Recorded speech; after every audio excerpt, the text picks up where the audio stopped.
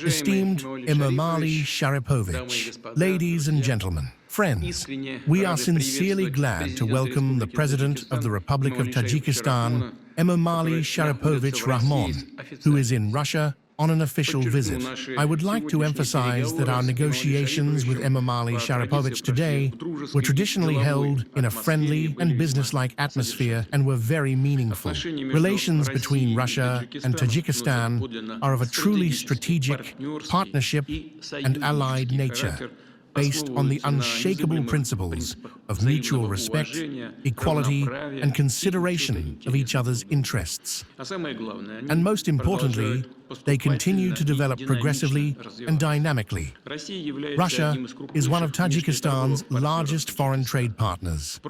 Last year, trade turnover increased by more than 7%. And reached $1.5 billion. Our country is among the leading investors in the Tajik economy. There are over 300 enterprises with Russian participation in the Republic, and our total capital investments amount to $1.6 billion. It is important that Russia and Tajikistan have practically abandoned the use of foreign currencies in financial settlements. The share of the ruble in commercial transactions at the end of last year exceeded 96%. Sustainable channels of credit and banking cooperation are being consistently built. A number of banks in Tajikistan have connected to the financial message transmission system of the Central Bank of Russia. Russian and Tajik citizens have the opportunity to make cross-border money transfers through the fast payment system. Issues of wider use of Russian payment cards near in Tajikistan are being resolved. The governments of the two countries are constantly working to improve the regime of mutual trade and investment and create conditions for new mutually beneficial projects. The economic cooperation programs signed in October last year are being implemented. The relevant departments of the two countries have developed an action plan to increase bilateral trade turnover by 2.5 times by 2030. Russia supplies large volumes of oil and oil products to the Republic, almost completely covering the needs of the Tajik economy in hydrocarbons.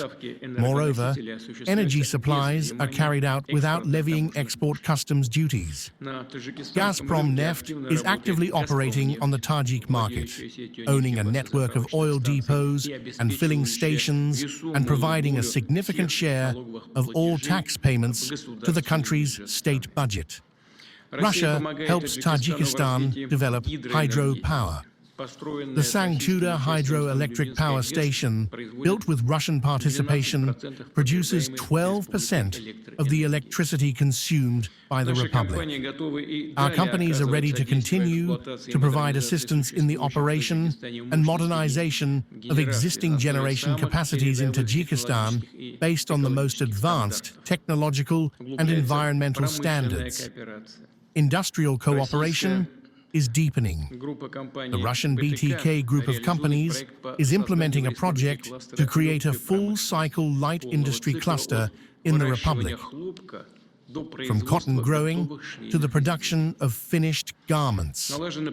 Deliveries of engineering products, passenger cars, pipes, and rolled metal products to the Tajik market have been established, and in accordance with the intergovernmental agreement signed today, a Russian Tajik industrial park will soon be created in Dushanbe.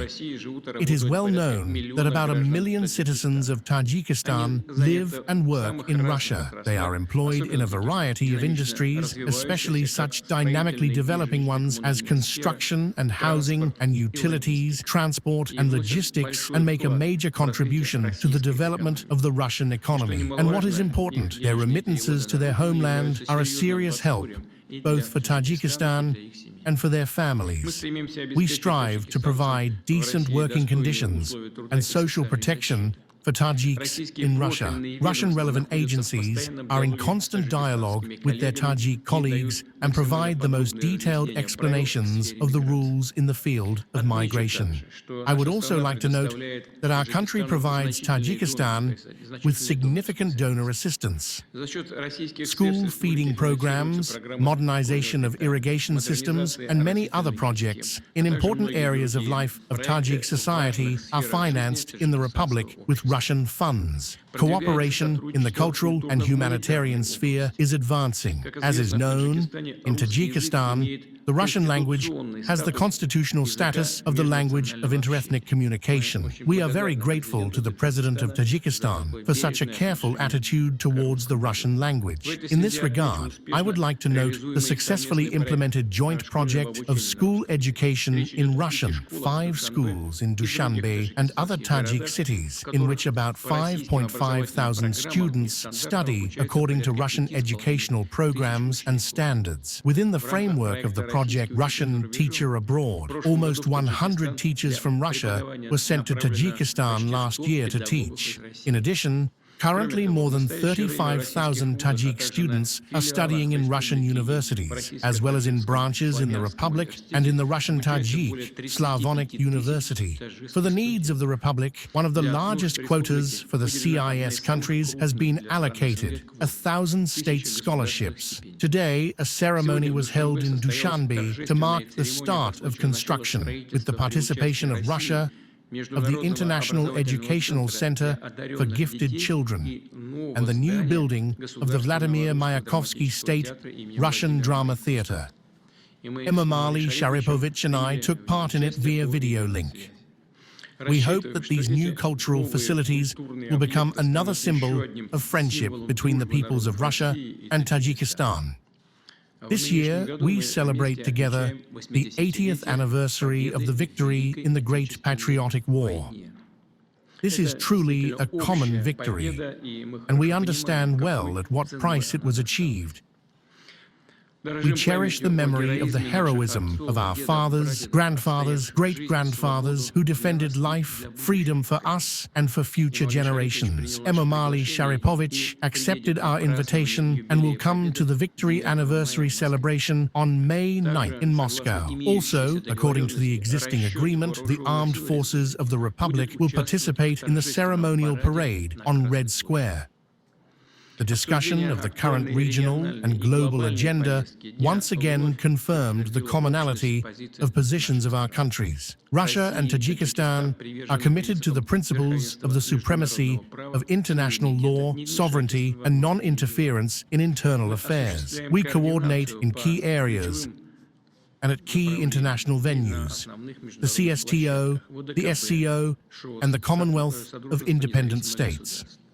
Russia provides support to Tajikistan during its chairmanship of the CIS this year, the main event of which will be the summit of the Commonwealth leaders in October in Dushanbe. Of course, we could not help but discuss the security issues in Central Asia, in particular taking into account the challenges and threats emanating from the territory of Afghanistan. Russia will continue to contribute to maintaining peace and stability in this region, including by using the capabilities of the 201st Russian military base stationed in the Republic.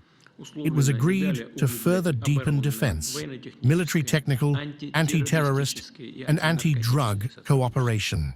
I will mention that at the end of 2023, a border outpost was opened in a mountainous region of Tajikistan. The outpost was built at the expense of the Russian federal budget and is equipped with the most modern technical means and weapons. We agreed today that we will continue to work in this direction. In conclusion, I would like to emphasize that the negotiations that took place, the exchange of opinions, and the signed documents will undoubtedly contribute to the further strengthening of the Russian-Tajik partnership and will serve to improve the well-being and prosperity of the peoples of our two countries. Thank you very much for your attention.